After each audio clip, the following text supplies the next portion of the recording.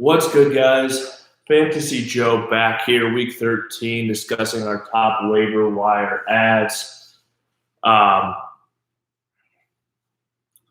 Let's hop right into it and talk waivers. So the biggest ads for this week. Okay, my number one ad would probably be Chubba Hubbard. The injury to Christian McCaffrey does look to be season-ending. Or I think they've already said it's season-ending, yeah. So you can add him and have a starting running back rest of the season. My number two ad would be Alexander Madison. With injury to Dalvin Cook, he's going to miss 2 weeks at least. I could see this being more potentially as well. Sounds like he's damaged his labrum on his opposite shoulder, but he's already playing with a torn labrum in the other shoulder. So really just banged up overall. Would not surprise me if this turns into another week than they anticipate. But I think either way, you're getting 2 weeks of Alexander Madison, who's one of the biggest RB replacements in fantasy football in general. So Dalvin Cook owners should already have him rostered if he's available in your league, and I would definitely snatch him up. Another name at the running back position. This is really one of the biggest, most pivotal weeks for waiver wires, especially for anyone making that playoff push or just, in general, close to the playoffs. Make sure you're getting a few of these guys, especially a lot of people in your league at this point are checked out. Go snag these guys. Go win your freaking title. I'm telling you, this is one of the biggest weeks I've seen waiver wire. This is the biggest waiver wire week this year by far, and one of the biggest I can remember with all the injuries to top running backs. Which brings me to my next ad, if you need running back, Jamal Williams. DeAndre Swift went down. Looks like he could miss some time with a rib injury, or actually I think it's a shoulder injury. So, I think Jamal Williams is going to be thrust right into a workhorse role. It's not a great offense, obviously, but he catches the ball.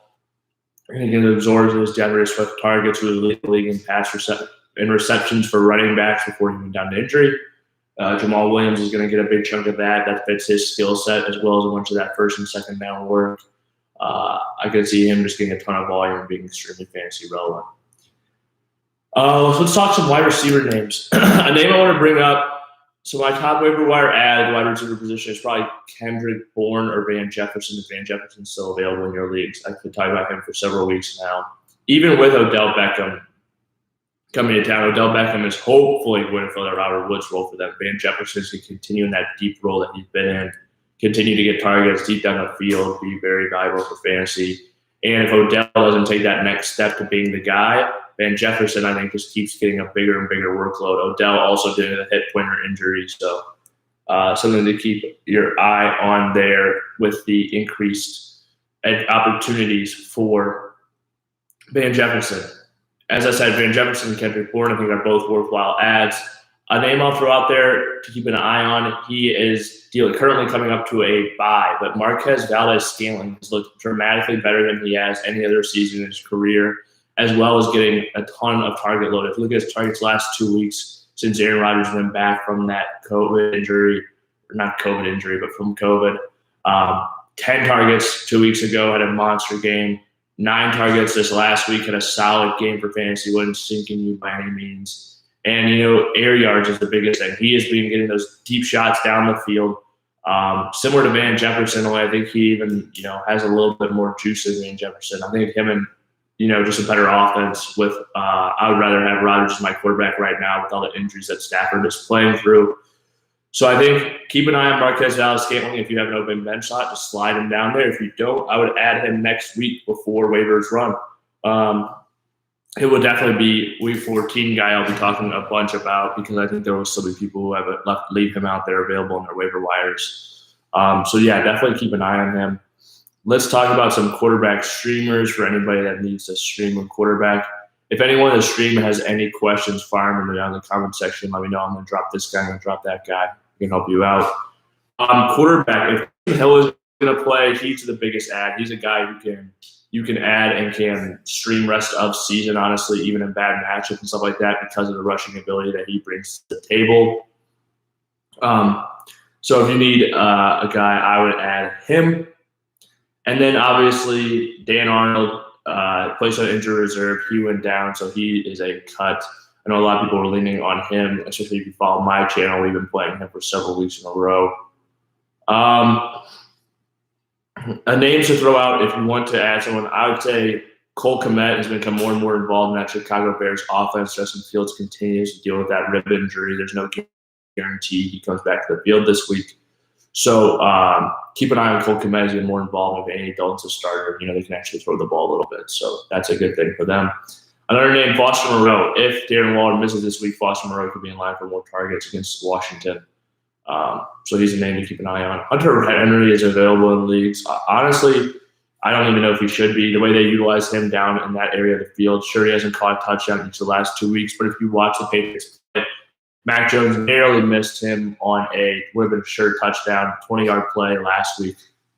That Mac Jones typically doesn't miss. He was wide open. It was an easy throw. Mac hits him next week on that same play, I think. And, I'd be very excited to have Hunter Henry as my fantasy tight end. You just don't have many guys with a touchdown upside that Henry has either. He's getting targets each and every week. It's not a ton, but when you're talking about touchdown upside at the tight end position, a guy you could add off waivers, maybe still, he'd definitely be a name to keep on, or a name to keep an eye on. Last but not least, I'll give you my top defensive plays for the week. Vikings defense plays Detroit this week. I think that's a great play. 49ers are playing Seattle. We have seen Seattle's offense struggle. The Washington football team does not have a good defense, held them to very few points yesterday. Until Russ recovers, I think you can play all those guys against the Seattle offense. Honestly, they're nothing to be scared of at this point. Ravens defense, if you're desperate as well, they play Pittsburgh this week. Pittsburgh's another team that's been struggling consistently. And the Ravens played well against the Browns, although it's the Browns. But the Steelers also have been a lot of offensive struggles. If anyone has any questions, fire them away in the comment section real quick before I hop off. That's about it for all my waiver wire ads for this week. Went over the top guys, a wide receiver, running back, tight end, and quarterback. My defensive streams as well, and QB streams for this week. Let's just say Taysom Hill is taken in your league. I'll give you one more name. Carson Wentz plays Houston. I think that's a worthwhile ad as well. Okay. This has been Fantasy Joe. I appreciate everyone who came through, all the likes, all the comments. I'll see you guys next week. Appreciate it.